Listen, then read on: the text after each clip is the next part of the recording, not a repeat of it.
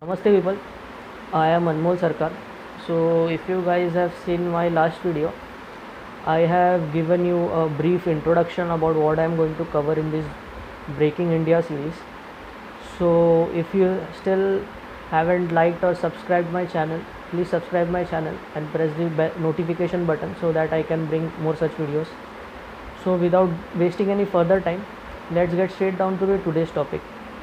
In today's episode, we'll cover the overview of European race history of races, means how the Western powers or the European powers impose their Eurocentric worldview or Eurocentric view of universalism to gain control over the world and the world markets. Okay, so without wasting any further time, let's get straight down to the topic. So I have got a chart for you which will help you understand the entire outline of what Europeans are trying to do or what the Westerners are trying to do all over the world. So let's get started.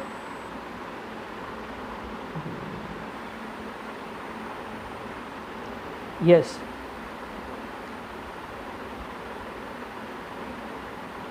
Okay. So this here is what Europe has done or what the Western powers have done all over the world to destabilize various parts of the world, such as in what they have done in Europe, what they have done in India and Sri Lanka, and what they have done in Africa. Before understanding what they have done in various parts of the world, we must understand why they have done it, what was the need.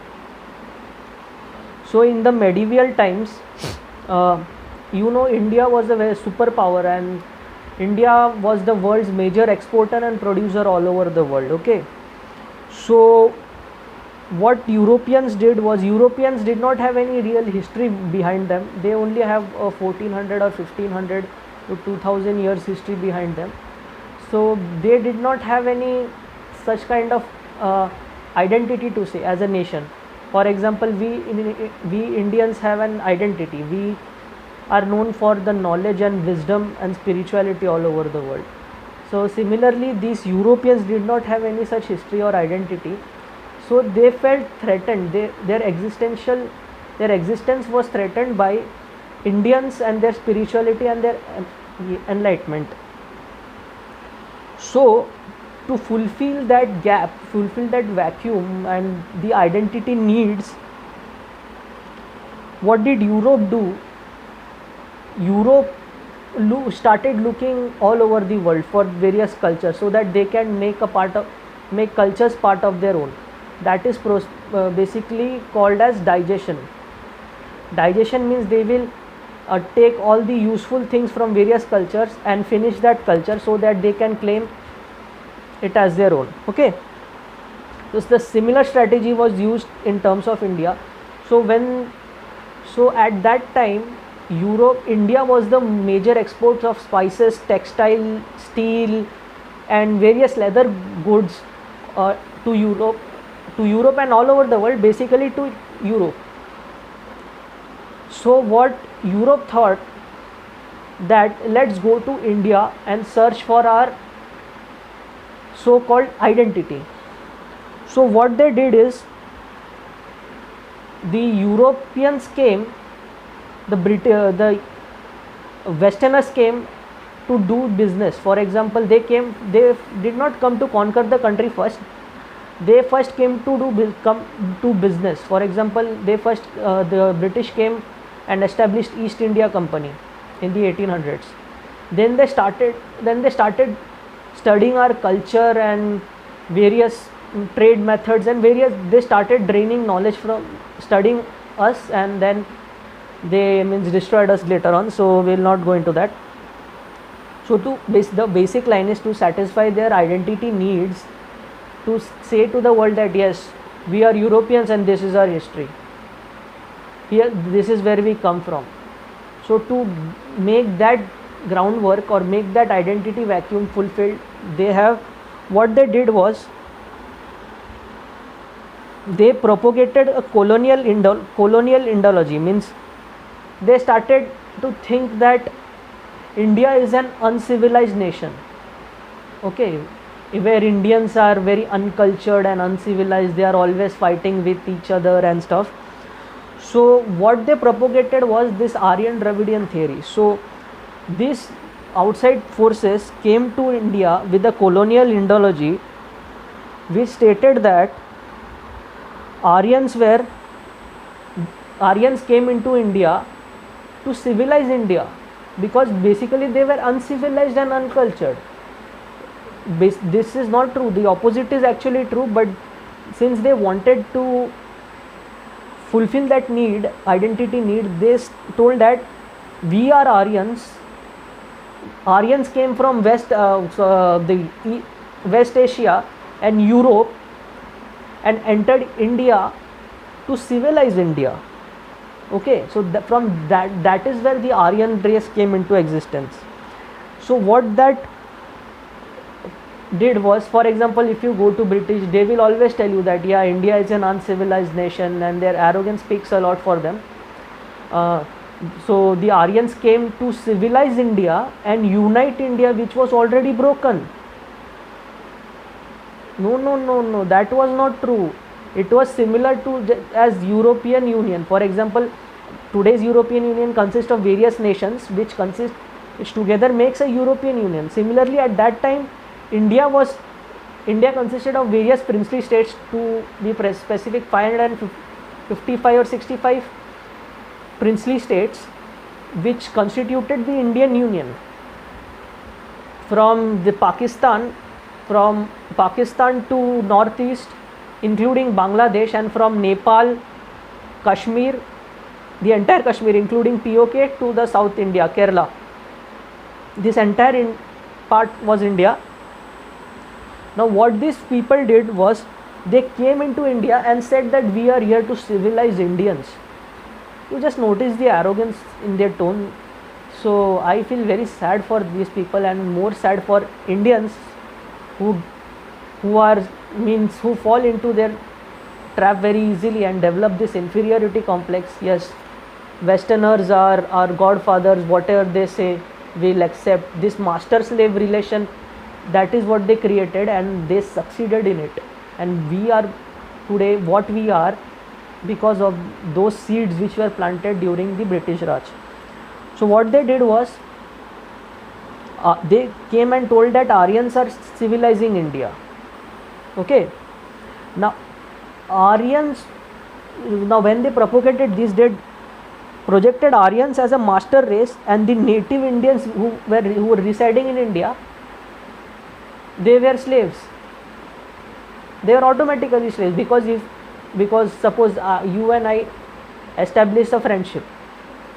Okay, now when I project that I am superior to you, what does that mean? You are already inferior to me, you will do whatever I say. This is what I am trying to project. This same thing happened in the Aryan master race, Aryan Dravidian theory. Now they came to India projecting that Aryans were civilized, and they wanted to civilize India, which projected that Aryan was a master race.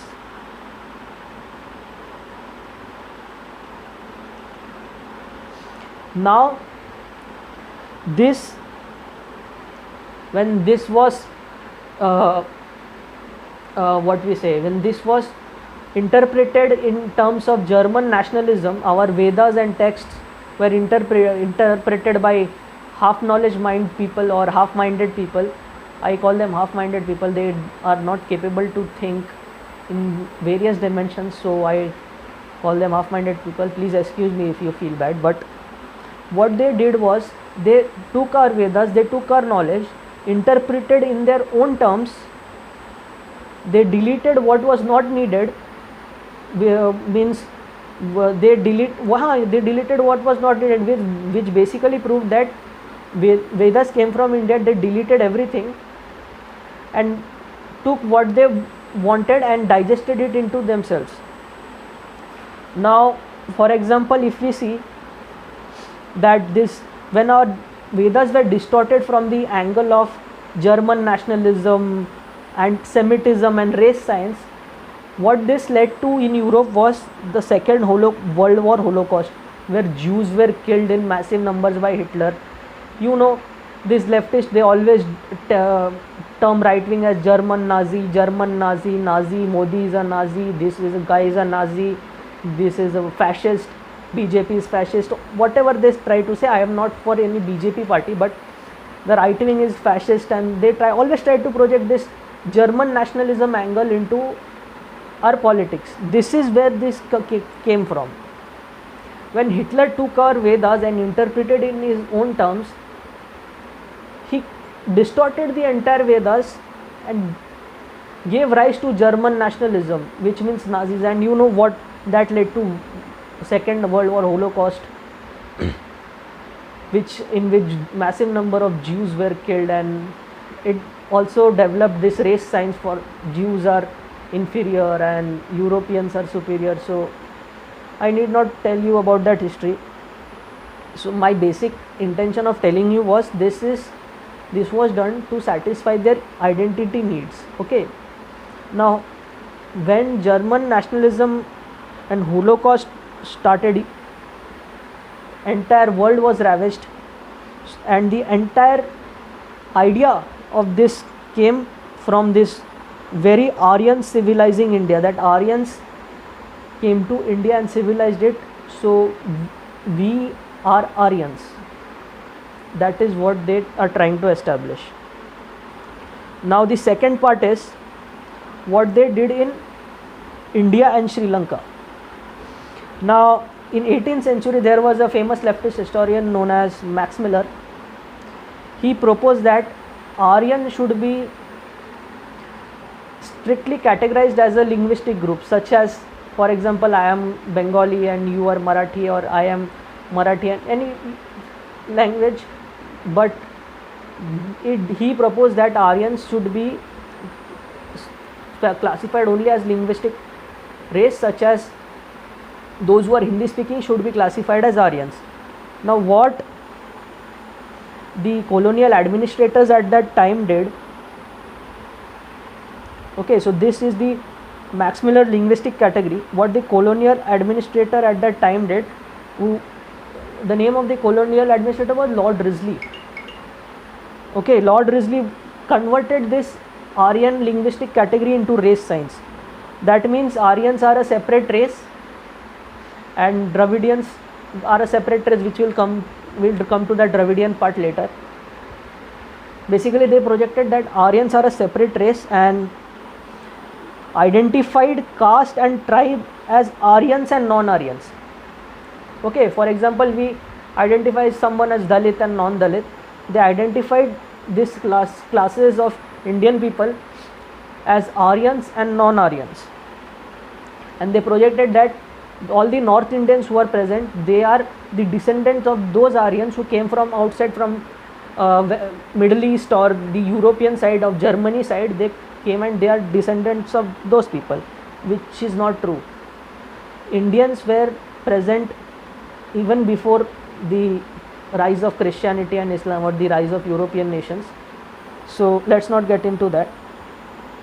Now what this classification has done is it has risen potential armed conflict for India. As I told you guys in last episode that they are trying to divide India into north and south.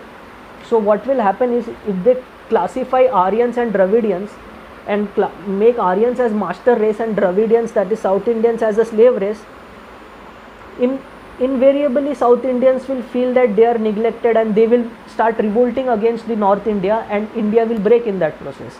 So that is leading to potential armed conflict in India. Okay, so this is how dangerous this Aryan part is. Now we will come to Dravidian part.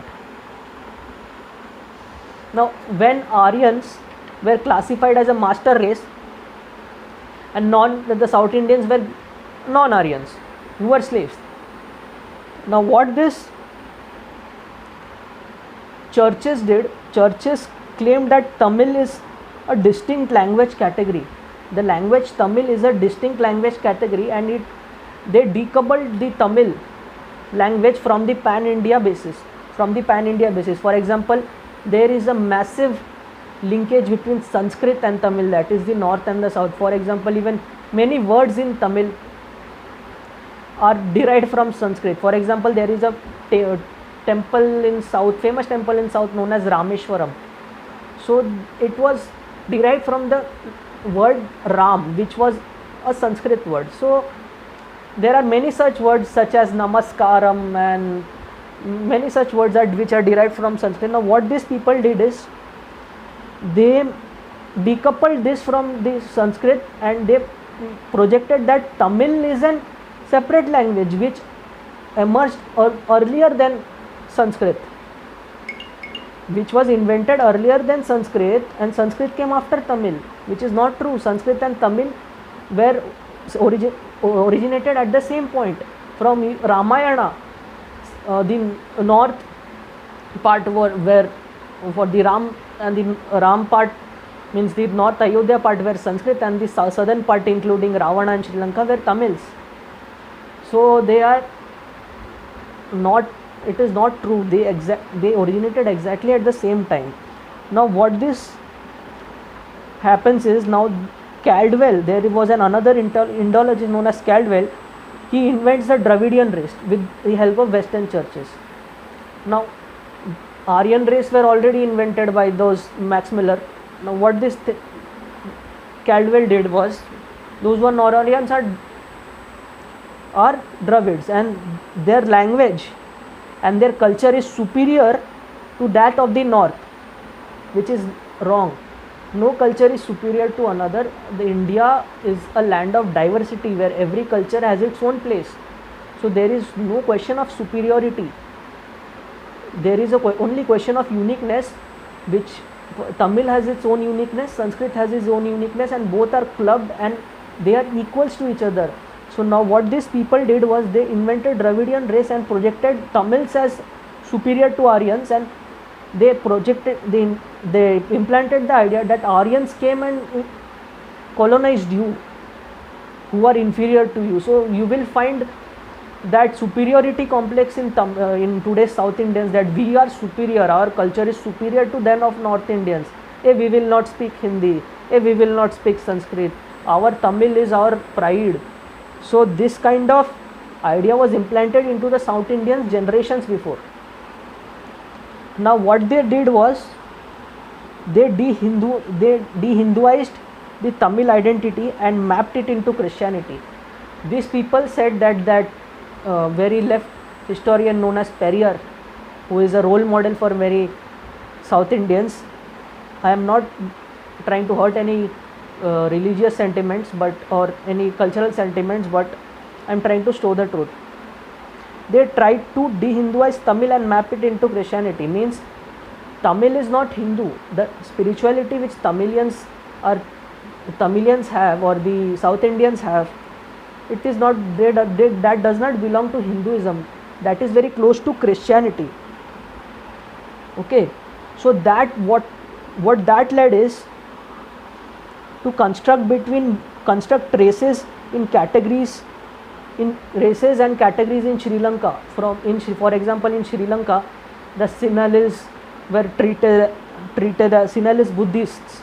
The Buddhists were treated as Aryans, and the Tamils were treated as Dravidians. So inevitably, when Dravidians or the Aryan and Aryans, when Dravidians thought that they are, so when this Sinhalese Buddhists and Tamils were projected as Dravidians, they inevitably thought that they were superior to Aryans, which led to civil war in Sri Lanka. Okay, so this is what happened in India and Sri Lanka. The civil war in Sri Lanka, which included LTT and the Buddhist stuff. Now what they did in Africa was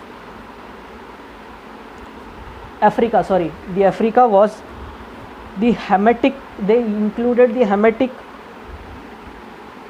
mythology of Bible, in which the descendants of Noah's sons Ham were cursed, and that ideology was used by the slave traders to justify their own slavery. Okay, now this Hamitic mythology justifies slavery which categorizes traditional African communities into races, and those who have come from outside as a master race, and the traditional African communities as a race, which led to genocide in Rwanda. So this is the overview of what we say, the strategy which these Westerners follow to destabilize nations all over the world. So I hope you like this video. Thank you guys.